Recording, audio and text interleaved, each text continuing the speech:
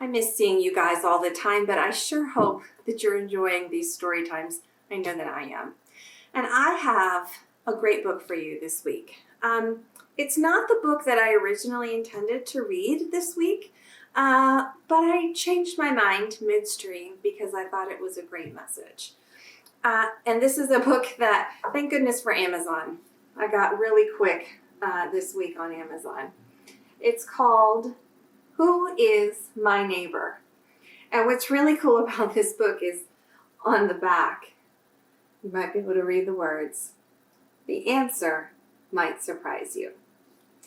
So as you read this story, you might discover that it sounds really familiar, and that's because it's actually based on one of the stories that Jesus told called the Good Samaritan. So instead of people in biblical times, the characters in the story are all either colored blue or colored yellow, and they're all like funny shapes. They don't really look like people. But you'll see as we go along that it really is the same story about two different groups of people who don't really like each other, don't really trust each other, stay away from one another, and don't talk to one another. And then one day, two of them are forced to interact. And they find that, hey, maybe this other group is not so bad after all. So I hope you enjoy Who is My Neighbor? Who is my neighbor?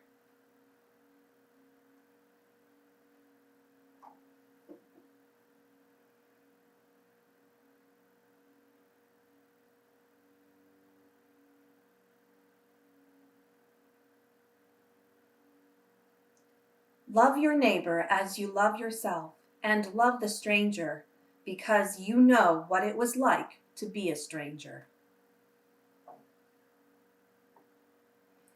Once there was a town where only blues lived.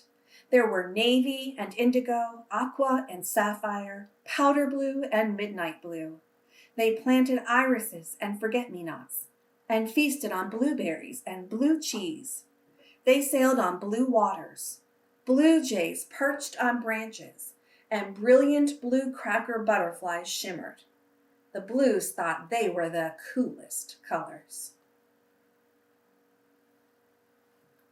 The yellows lived in a different town. There were gold and bronze, lemon and mustard, canary and pale yellow. They planted sunflowers and daffodils, and feasted on bananas and butterscotch pudding. They traveled on yellow brick roads. Goldfinches perched on branches, and busy yellow jackets buzzed. The yellows thought they were the hottest colors.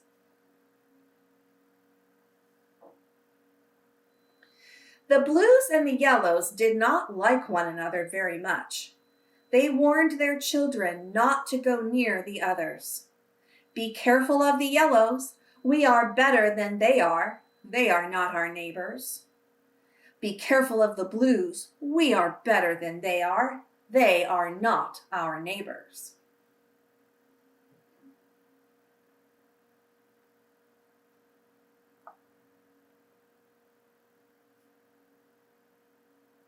For years, the blues said there was no such thing as a good yellow.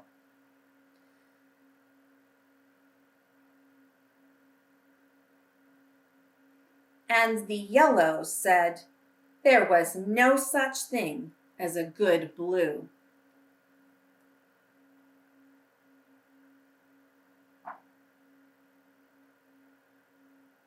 One day, Midnight Blue put on his best blue helmet and got on his blue bike.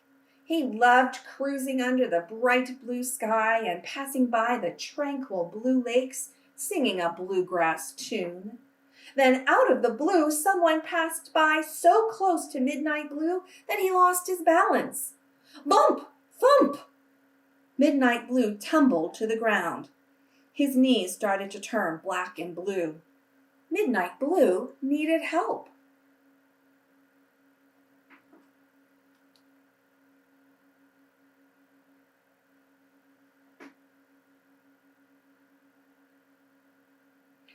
Along came Navy. Navy will help me, Midnight Blue thought. But Navy was afraid. She wondered, maybe someone made Midnight Blue fall, and maybe that person is still around. So Navy pretended not to notice Midnight Blue. Midnight Blue was surprised. Why hadn't Navy stopped to help? After all, Navy was his neighbor.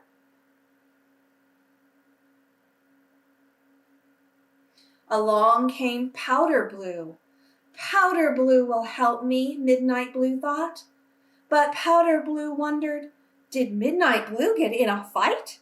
Is the other person still around? He was afraid, so he pretended not to notice Midnight Blue.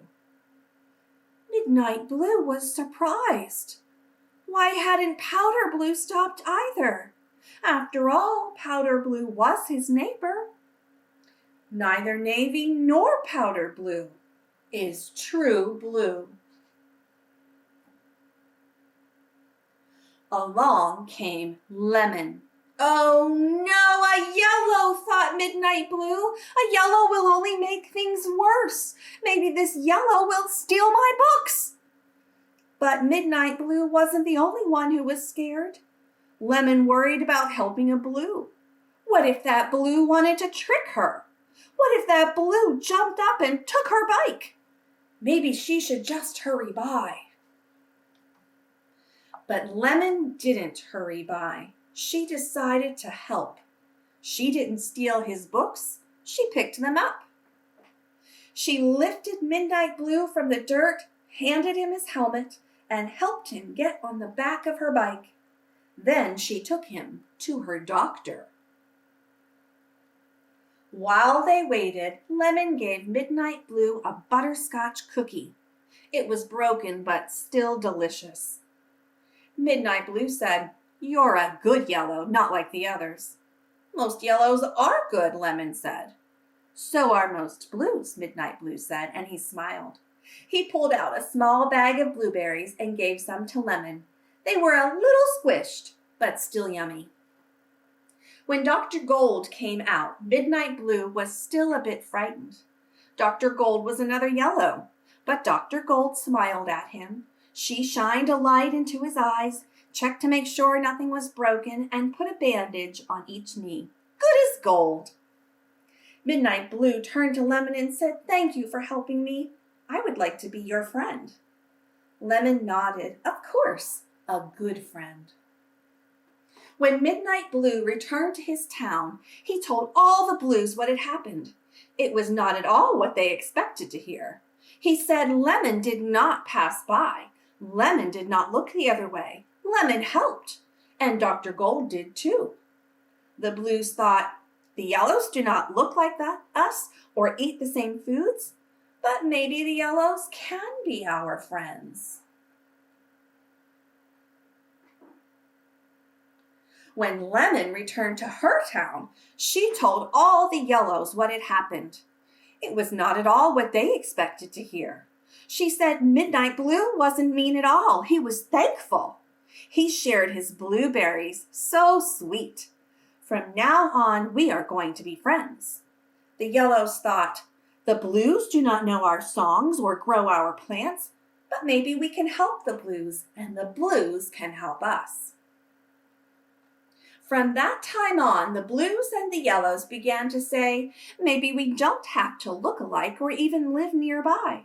Perhaps we will like hearing new songs and tasting new foods. We might like making new friends. Maybe we can all help one another. Maybe, said Midnight Blue. Lemon smiled. Maybe. Just maybe.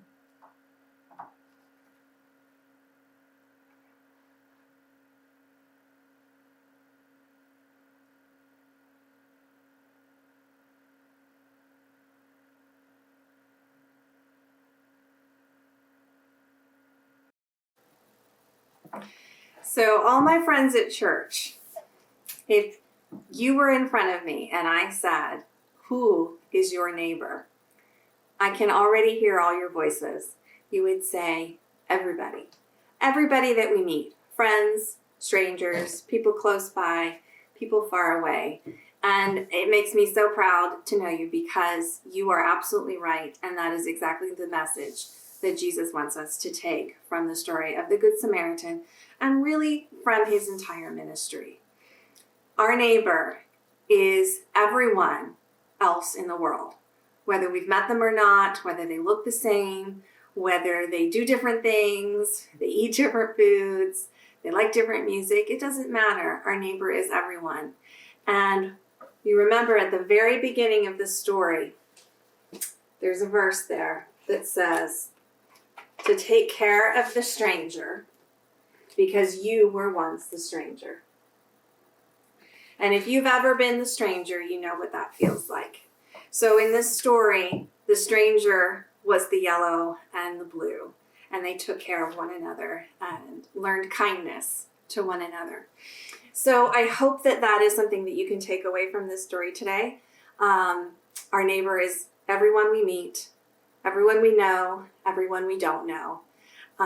And Jesus asks us to take care of all of the strangers, all of our neighbors, no matter who they are. And we are going to do our best to continue doing that. So I hope you have a wonderful weekend and a great week. And I hope to see you very, very soon. Love you. Bye.